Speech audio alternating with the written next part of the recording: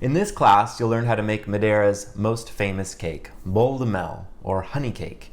But not the honey that comes from bees, the honey that comes from sugarcane, mel de cana, or molasses. So it's a molasses cake. It's rich, it's fudgy, it's full of holiday spice, full of nuts. It's gorgeous. It keeps for a long time. It's the perfect cake. It's a bit chewy. What more can I say? You have to make this cake.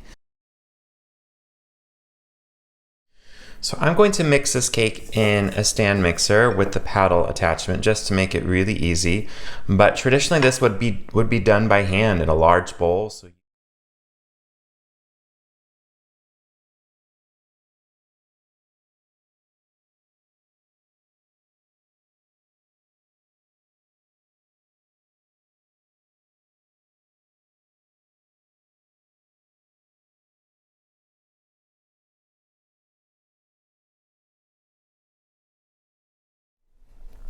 So my cake has just come out of the oven.